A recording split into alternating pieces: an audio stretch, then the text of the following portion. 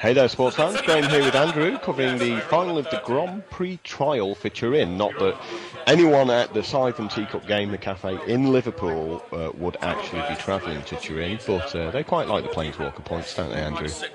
Yeah, you get 3 times for a Grand Prix trial, so people are very willing to play in them, even if they have very little chance of winning it, just for the fact that they can get extra points towards qualifying for the national qualifiers. I like the way Rob's looking at 8 cards there and suddenly realises he's only 11 at the start of the game. I mean, that's how you get to the final of these, obviously. It's like draw 8 cards and hope your opponent doesn't notice. I actually, it's a really good habit to get into, to actually lay your cards out before you look at them. Yeah, I think that's really important, especially if your sleeves are fairly old and cards can end up sticking together. It's like, make sure you have 7 in your opening hand before you decide to pick your cards Now, up. it used to be, years ago, you just got yourself like a game loss straight away for that kind of things. But now isn't it like reduced to a warning at a lot of events? You know, they just sort of take one random card and put it on the top of your deck or something? I'm mostly not sure about that. I think you definitely get a warning for it, but it's because it's you do have extra information, so you can't reverse it. So I think we might have to talk to a judge on that one.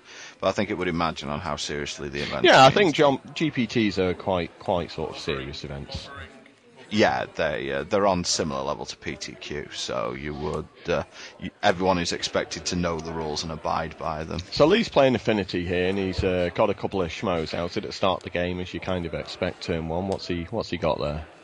He's got an Ornithopter in play with his Blinkmoth next to Mox Opal. His Mox Opal isn't active at the moment, which is fairly strange because I would usually expect, if you're going to lay a Mox Opal, I would expect for it to be active, but I suppose with his Blinkmoth Nexus there, he can make it become active at any point. Though, so, yeah, I mean, that's if you need the coloured mana, I suppose. If it's just colours, they might as well go ahead and tap the Nexus. Yeah. Lee's playing blue Affinity rather than the more, I would say, common red Affinity builds. I think Lee went with that specifically for this card, Master of Ethereum, on the board, and for Thoughtcast in that deck, and he felt that was superior to the red build for Galvanic Blast and Shrapnel Blast. Now, what are you really hoping for, so far as Rob's concerned, when you go in second with a hand, a sort of a deck like Splinter Twin? He's hoping that he gets the combo on turn 4 and that Lee somehow stalls in his attack. So that's like the soonest you can do the combo in Splinter Twin, yeah? Yeah, it is. You go end of turn, Deceiver Exarch or Pestamite, and then you untap and play Splinter Twin on said target.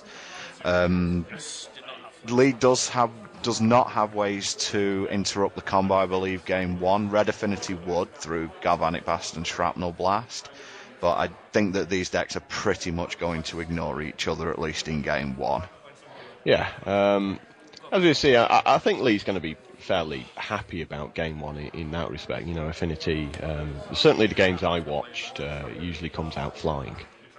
Yeah, I mean, the dice roll in this matchup is incredibly important, and with Lee winning the dice roll and going first, I would say that he's certainly a favourite game 1, and game 2 Rob has a few more things that he can do to force Lee to interact with him, but game 1 I think we're just looking at a straight up race, and it looks like Lee's draw here is going to be good enough to seal the deal, although he's not got much in hand at the moment, but this Thoughtcast might refill him a bit. And Memnite and Artbound Ravager, that's huge at this point. That means that Rob's plan might be on, say, turn 3 to tap down the Master of Ethereum with his Deceiver Exarch so that he can survive. But Artbound Ravager just doesn't let that happen because he can swallow a load of his own permanents, and that'll cause Rob to end up losing anyway, because he's just going to make one of his artifacts as big as the Master, or at least close to that size anyway. Now, Rob doesn't have really any way at all of stopping before turn 3, isn't he? Turn 3 is the first guy he plays. Yeah, he does have Spell Scythe in his deck, so he can use that as a note 4 blocker, but if he doesn't have the combo in hand, he's just got to dig for it. He can't just wait around and see if he can natural draw it. He knows that he's on a very severe clock from Affinity. He's taking 10 here on turn 3, so he's going to end up if he has spell scout in hand, he might not even play it just because he knows that it's not that relevant in terms of protecting his combo, and he's just got to find it. Rob did reveal his hand a little bit there, and I see there's a kicky jicky in his hand. There's no way he's going to be able to play that in time. It's got to be Splinter Twin. And I think at this point we're going to see Lee go for lethal at this point. That's Artbound Ravager coming down, and yeah, he's actually, you know, when your opponent only has a limited amount of disruption, he's actually pretty crucial because you're able to move these modular counters around the place to whatever's not being blocked. Yeah, I'm pretty sure Lee was only running two or three Ravager in this deck, mainly figuring that he thought that it wasn't helpful when you were trying to explode with the deck. But I think that it's just a case that he just makes it so much harder for other decks to be able to deal with your opponents. And he can also do this. He's swallowed one Mox Opal so that Lee can lay another, effectively untapping his Mox Opal and making the Ravager a little bit bigger. Yeah, I think it's pretty standard for Affinity to get at least 2 Mox Opals in the hand at any one point. Well, certainly when it's Lee playing. For anyone who knows Lee, he's well known for god drawing, certainly in testing with decks like Affinity or any sort of combo deck. It's actually a really bad thing to always get amazing draws when you're testing. You know, when actually you get false positives from how good the deck is. Yeah. Now, Signal Pest Battle Cry has made this a lethal attack. That's 9 coming in. 2 from the Ornithopter, 2 from the Signal Pest, and it's actually 10 coming in because there's 1 from the Signal Pest. Yeah, and with the untapped Ravager, it means that at this point Rob's just hoping Lee somehow makes a mistake with the deck he's been testing for weeks. Yeah, pretty much at this point. He hopes that Lee makes a maths mistake. And maths isn't his strong point, to be fair. No, but to be honest, I can't say a huge amount. I mean, we've recently been playing in some PTQs, and I've done spectacular plays like forgetting to lay my second land, so we all make mistakes. I like the way Lee's using his fingers to add up. Yeah, but he's made the right decision, and that's game 1 there. So turn 4, Lee takes down Rob's Splinter Twin deck. Well, what's Rob gonna sideboard here? Rob will certainly be bringing in Ancient Grudge. He has a Singleton Breeding Pool in his deck that he can get with his fetch lands that will allow him to use both the normal cost and the flashback on Ancient Grudge.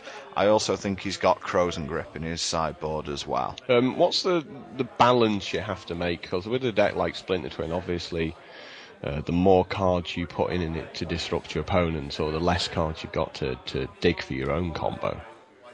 Yeah, I think Rob takes out one of each of his combo pieces, the slower parts, the more vulnerable parts, so it'll be probably 1 Kicky Jicky and 1 Pestamite, but that still leaves him with 6 of each of his combo parts, and Ancient Grudge is just so devastating against Affinity that he will more than likely take that slight risk of not hitting one of his combo pieces just for the ability to potentially blow Lee out.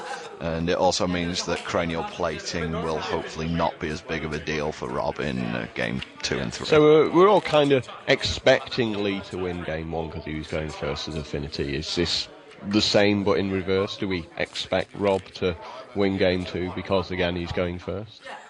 I think we do. I think Rob has an advantage that he's got the potential turn 4 kill this time round. Affinity can kill on turn 3, but it's a lot rarer than a turn 4 kill. And killing on turn 3 through disruption is going to be very difficult for Lee to do. And I think this matchup overall will come down to the coin flip. I still think that Lee would be fairly happy at this point. He's 1 game up and knows that if it does go to a game 3, he's going to be going first. So he is on the mold to 6. Yeah, so how aggressive do you have to be with your mulligans and going second? I think that Lee knows at this point that he has to kill on turn 4 at the absolute latest and most likely turn 3. So if he's got a hand that can't really get anything done, he will more than likely mulligan it. And as we can see, he's dumped his hand on the table turn 1 here. So is this a, if you don't have Mox Opal, mulligan job? I'm not quite sure it's that extreme, because he can still have a hand without Mox Opal that's, say, 2 Mem Knights and a Signal Pest, which is going to be more than, very aggressive. Yeah. Well, he's gone and dug out a plating from his deck. So that immediately tells Rob, you've got 4 turns. Not even that long, I don't think. If Lee's got a Darksteel Citadel or something like that to go along with it, Rob could be staring down a very fast clock here. So Rob's going to be using turns 1 and 2 purely for either disruption or digging out parts of his combo. And then what's his other parts of the combo, sort of mana-wise? The creatures parts of the combo are all 3 mana. Deceiver, Exarch and Pestamite are all 2 and a blue. Spellskite's 2 colourless, which is just to protect the combo essentially. Splinter Twin's a 4 casting cost enchantment, and Kiki Jiki is a 5 casting cost creature. So he's not looking to go off with Kiki Jiki here. He's looking to go off with Splinter Twin. So really, his choice here at this point is: do you think he can stop Lee enough here just to be able to do the combo turn 3 and 4? I mean, does Lee have anything coming in from his sideboard to disrupt now? He may very well have Dismembering from his board. He could also... Rob doesn't know Lee's deck list at this point, so he's got to be very wary of Lee having things like Galvanic Blast. He could potentially have Dispatch as well. So, because Lee's got all the 5-colour stuff going on with Mox Opal and Glimmervoid, you can't really rule out anything from his sideboard. Now, Rob's on 14 here. I think 14 is quite optimistic amount of damage for Lee to do here on his turn. It is quite optimistic, but it's certainly not impossible. We see a second plating there in Lee's hand, and that's the way he would do it. However, he does have 3 Nexi in play rather than one of them being a Darksteel Citadel. If he had a Darksteel Citadel in play here, Rob may indeed be staring down lethal at this point. Is plating pretty much his only way to win? To win by turn 3, yes. But to win by turn 4, as we saw in the last game, he didn't actually need plating in that game, but he would need sort of Master of Ethereum and Darkbound Ravagers to do that. So Rob's got to be looking at a Pestamite again, you would think. If he's going to win the game, yes. But he's got to worry a little bit about what's in Lee's hand. So there is Pestamite, and we'll see what Rob's going to do with it. He's going to tap Lee's Mox Opal. So he's figuring he's not taking the 14 then, I'm guessing. Yeah, I think what he's essentially doing at this point is figuring you can't deal me full damage. With Lee activating the Blinkmoth Nexus, that means that this attacks for 13. Right, so the idea is that he's tapping the Mox Opal, and if Lee doesn't burn him in response, he knows that he's good. So now comes the fingers on the cards again, or the pens in this case. Yep. And there are 6 artifacts in play, plus 1 for the Battle Cry on the Signal Pest, which doesn't affect itself, so that's 13 damage, so Rob's going to go down to 1. And he just untaps and wins, I guess. If he's got Splinter Twin in hand, he just wins from here. And there it is, that's Splinter Twin right there. He's going to make 1 million guys exactly, as he said during the match, and he's going to attack with exactly 1 million guys. So there's Lee's new life total. And we're going to be moving on to game 3. So we're into game 3 now, with Lee going first. I think he's going to be very happy about that. He is going to be favoured at this point. Even though Rob's got a lot of hate in, he has got to feel like he's going to be under a lot of pressure from Lee in this game. We're all can see a cranial bit of an and an ah there about whether to keep. Yeah, I can see a cranial plating in Lee's hands, so unless the hand's criminally bad, he's more than likely going to keep. Yeah. With the plating and going first, it's I think it's an absolute beating for him. Yeah, I can see Rob has a Spellskite in hand. It'll be interesting to see if he plays this on turn 2. I mean, what can you do if you're not doing a Spellskite? You're going to be going for Ancient Grudge, more than likely. You'd probably just leave red and a blue up because you feel like your opponent is more than likely going to lay either Ravager or Plating turn 2. Well, more importantly, yeah, if he top decks something like a Mox Opal, you know, you don't want him equipping a Plating and swinging turn 2. Exactly. Lee makes his second Nexus, and he's just going to put the Plating out there and hit Rob for 1.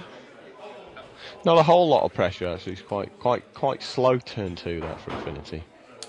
Yeah, if Lee would have much preferred to have a Signal Pest in play at this point. I think that would have put a lot more pressure on. There's the spell Scythe from Rob. So Rob's now thinking, can I survive 2 turns from here? Yeah, and looking at Lee's hand, he's missed his third land drop, which is huge at this point. He's drawn a second Plating. So he's going to strap the Plating up to the Ornithopter. Yeah. Now, if he'd made his land, then I'm assuming he straps up the Plating and plays another Plating at that point. Yes. Whereas at this point, he's just going to, there we go, he's going to dismember the spell Scythe. Get it out the way. Yeah, and get an extra damage point through as well. Lee's going to take 4 damage for that, but his life total is pretty much irrelevant in this match. Yeah, I guess that's one of the advantages of Dismember in a deck like Affinity, in that certainly in Legacy there is a lot of combo about there. So you don't really care so much about stuff that makes you lose life. Yeah, combo's a little less common in Modern than it is in Legacy, but certainly in Modern, as we say at the time, you've got Storm and you've got Splinter Twin, so both of these decks, your life total's a lot more relevant when you're playing against Storm, but certainly against Splinter Twin it's just totally irrelevant. And Rob's made a second spell Scythe here. This means that if Lee draws a Darksteel Citadel or a Mox Opal, he just wins right here. Unfortunately, he's drawn Thoughtcast, so it looks like Rob's going to have all the time in the world at this point. So at this point, you can't Thoughtcast due to he doesn't actually have any coloured mana. No, at he all. doesn't actually have any blue mana. So pretty lousy draw there, really, to be honest. Yeah, as I said, he had 8 outs there with his 4 Mox Opals and his 4 Darksteel Citadels just to straight up win the game right there. Rob's going to block the Memnite, and he's going to take 7 and go down to 6. So now it's simply a case of untapping, and if he has the Pestamite, he's going to be able to go off in Lee's next turn. Lee still has one more shot at this, because Rob chose to make a spell Scythe on turn 3 rather than go for the combo. Yeah.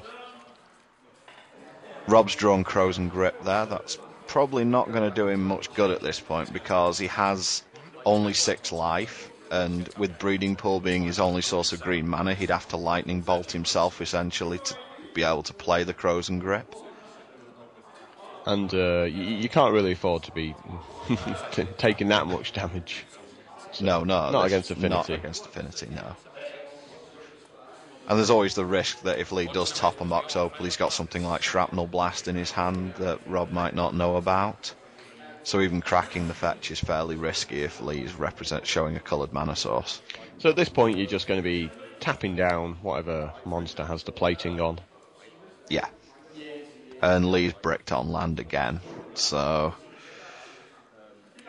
Now, if he had a second Plating here, and he'd strapped that onto another monster, neither's still getting through, though, right? I mean, the spell site's just going to chump whatever the second Plating's on, and the first Plating is going to be tapped down by the Pestamite. I mean, in theory, he could put it on his Blinkmoth Nexus, but again, he wouldn't have the mana to play the Plating and equip it and on a Blinkmoth Nexus, so yeah, the spell scatter just jump in the way of whatever's got a Plating on it, and the Pestamite or Deceiver Exarch, assuming Rob would have it, would tap it down. So, I mean, we're kind of assuming Rob wins from this point, but should Lee have mulliganed here, game 3? I think when you see a hand with 2 land Plating and 2 guys, it's very difficult to mulligan. And I really don't blame Lee for not mulliganing here. I think that Affinity runs something like 23, 24 mana sources when you count the Mox Opals. And he has Springleaf Drum as well, so he actually has a lot of mana sources in his deck for a deck that's so cheap. So I think he May have got a little greedy, but I don't think that it's a unacceptable keep by any stretch of the imagination, and I probably would have kept it on the play because he knows that as much as he's the deck trying to put a lot of pressure on being Affinity, he knows that he's under pressure as well because he's on such a clock with Affinity, with a Splinter Twin. And there's Deceiver Exarch at the end of the turn. He's tapping during combat, and he's tapping down the Ornithopter.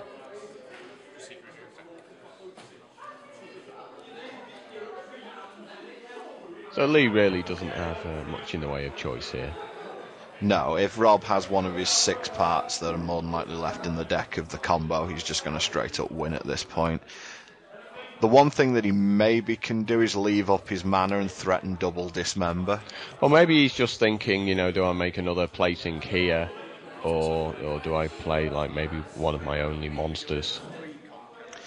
The other thing that, I mean, as I said, the one thing he can do is he knows that in order to kill Deceiver Exarch, he has to have double dismember because of the spell Scythe there. Well, he has to tap before combat, so he's thinking, do I move my plating across, or do I make another plating and just go for a swing next turn? Well, no, because he did it once. He played the Deceiver Exarch when they were already in combat, so it's gone past the point where he can move the plating. Did it in the beginning of Declare Attacker's step, so they've gone past the point where he can move the plating. Yeah, so he didn't. I meant after combat here, you know, as well. Yeah. He didn't bother laying his plating after combat either. No, he's basically figures I think at this point his only out is going to be double dismember, or at least represent double dismember, and see if Rob won't go for it. But I think that Rob's just going to go for it here, and there it is. That's Splinter Twin with blue mana up as well, so he can redirect to Spell Scythe. And Lee's going to do a little trick for the camera here and activate his Nexus rather than cast the dismember he's representing, and that's it. And Rob Ferguson takes down the 3 buys for Grand Prix Turin. Before, of course, noting that his little bad beat there of showing his hand. It's like, oh, look at all this amazing stuff I've got, none of which I can play. And drawing Mox Opal off the top there. Yeah, if you know you're going to get recorded on a video, you've always got to moan about it at the end when you lose. Got to show everyone that you're not really a bad player, you're just really unlucky. Yeah. Well, that's it for this video, guys. Thank you for watching, and we will see you next time.